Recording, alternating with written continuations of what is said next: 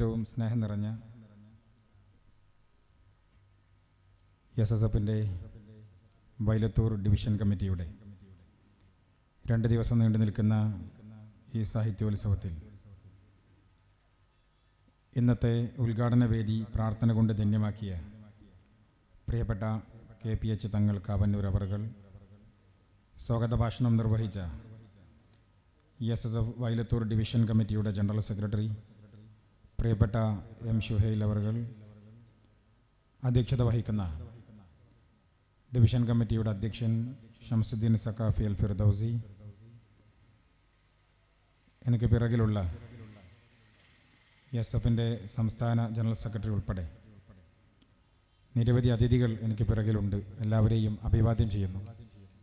ഇന്ന് ഈ ചടങ്ങ് ഇത്ര മനോഹരമായി ഇവിടെ സംഘടിപ്പിക്കുന്ന ഇവിടുത്തെ സംഘാടകരെയും വിവിധങ്ങളായ കലാപരിപാടികളിൽ പങ്കെടുത്തുകൊണ്ടിരിക്കുന്ന ഈ സാഹിത്യോത്സവത്തിൻ്റെ ഭാഗമായിക്കൊണ്ടിരിക്കുന്ന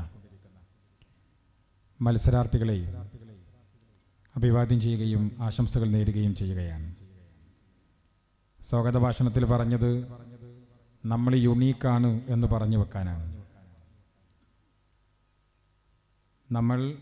നമ്മളെ യുണീക്ക്നെസ്സിനെ കണ്ടെത്തണം എന്ന് പറഞ്ഞുകൊണ്ടാണ് നിങ്ങളുടെ മോട്ടോയെ വിശേഷിപ്പിച്ചത്. ഈ കാലത്ത് അതത്രയും ഗൗരവമുള്ളതാണ് എന്ന് ഞാൻ വിശ്വസിക്കുകയാണ്. ഒരുപക്ഷേ നമ്മൾ ആരാണ് എന്ന ചോദ്യത്തിന് ഒരു തലമുറ ഉത്തരം തേടിക്കൊണ്ടിരിക്കുമ്പോൾ അവർക്ക് മുമ്പിൽ നമ്മൾ ആരാണ് എന്ന് പറഞ്ഞു കൊടുക്കാൻ ഇത്തരം വേദികൾക്ക് സാധ്യമാകുന്നു. നമ്മൾ കേവലം ഒരു മനുഷ്യ സമൂഹത്തിൻ്റെ ഭാഗമല്ല, അതിൽ നിന്ന് വ്യതിരക്തമാണ്. ആ വ്യതിരക്തത എന്താണ് നമുക്കുള്ളത് എന്നതിൻ്റെ തെളിച്ചവും വെളിച്ചവും നമ്മൾ ജീവിക്കുന്ന സമൂഹത്തിന് മുമ്പിൽ അവർക്ക് അനുഭവപ്പെടേണ്ടതാണ്.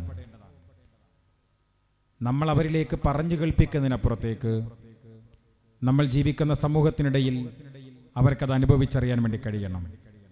ഒരു വിശ്വാസി എന്ന രീതിയിൽ ആ അനുഭവപ്പെടലാണ് ഏറ്റവും വലിയ ദഅവത്ത് എന്ന് നമ്മൾ വിശ്വസിക്കുകയാണ്. മനുഷ്യൻ ഒരു വിശ്വാസി എന്ന നിലയ്ക്ക് നമ്മൾ പറയുന്നത് ആദം നബിയിൽ നിന്നും ഹവ്വാ ബീവിയിൽ നിന്നും നമ്മൾ ഉണ്ടായി എന്നാണ്. ആ ചരിത്രമാണ് ഒരു വിശ്വാസി എന്ന രീതിയിൽ നമ്മൾ മുന്നോട്ട് വെക്കാറുള്ളത്. മനുഷ്യനെ നിർമ്മിക്കപ്പെടുന്ന ഒരു ഘട്ടത്തിൽ മലക്കുകളുമായുള്ളൊരു സംഭാഷണം ഇസ്ലാമിക ചരിത്രത്തിൽ പറയുന്നുണ്ട്. മലക്കുകൾ ചോദിക്കുന്നുണ്ട് അത്രേ, നിങ്ങൾ ഇനി എന്തിനാണ് മണ്ണ് കൊണ്ടുള്ള ഈ മനുഷ്യനെ സൃഷ്ടിക്കുന്നത്? നീ എന്തിനാണ് മണ്ണ് കൊണ്ടുള്ള മനുഷ്യനെ സൃഷ്ടിക്കുന്നത് എന്ന ചോദ്യത്തിന് മലക്കുകളോട് തന്നെ സൃഷ്ടാവ് മറുപടി പറയുന്നുണ്ട്. എത്ര അഭിമാനത്തോടു കൂടി എന്തിനു സൃഷ്ടിക്കപ്പെടുന്നുവെന്ന് പറയുന്നവരോട്, ചോദിക്കുന്നവരോട് അഭിമാനത്തോടു കൂടി മലക്കുകളോട് പറയുന്നുണ്ട്, നിങ്ങൾ ഭൂമിയിലേക്ക് ചൂണ്ടിയിട്ട് ഈ പേരുകളൊക്കെ ഒന്ന് പറയാമോ?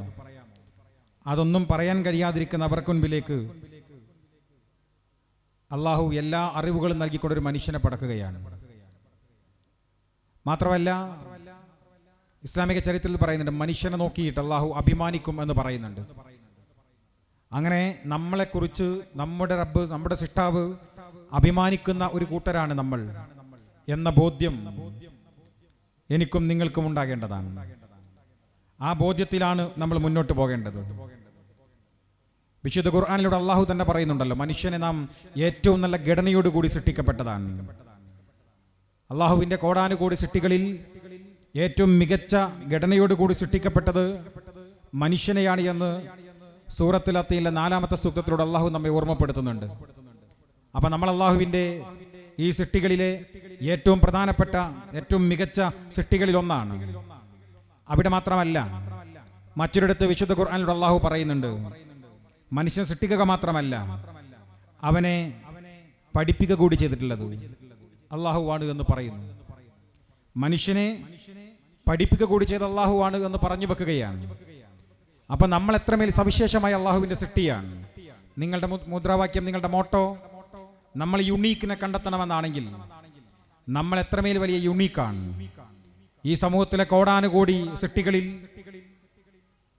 മുഹമ്മദീയ സമൂഹം എങ്ങനെയാണ് വ്യതിരക്തമാകുന്നത് എന്നത് ഇതിനേക്കാളേറെ മറ്റൊരു വാചകങ്ങൾ കൊണ്ട് പറയേണ്ടതുണ്ട് എന്നെനിക്ക് തോന്നുന്നില്ല.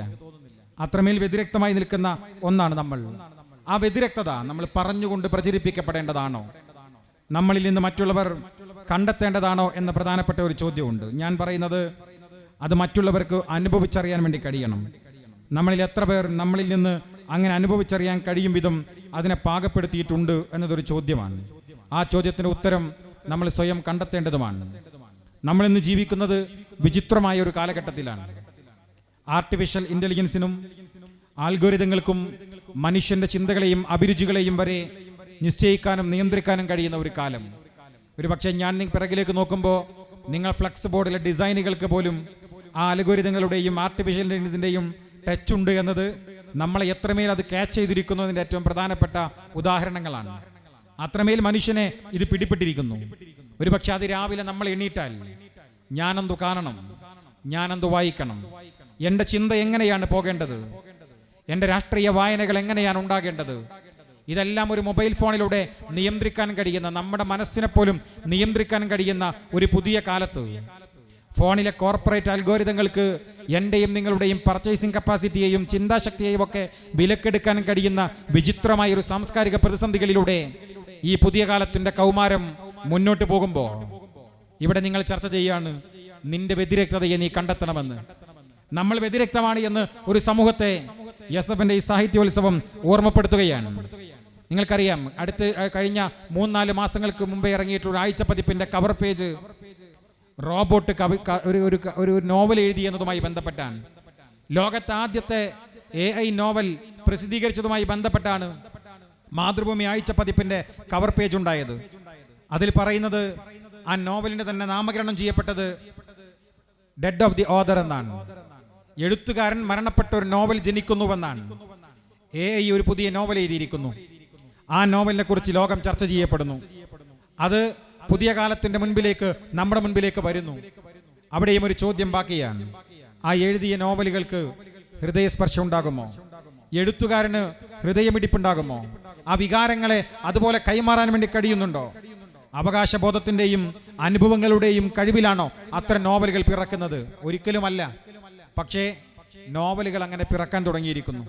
അങ്ങനെ ഒരു പുതിയ കാലത്ത് നമ്മൾ എത്തുകയാണ്.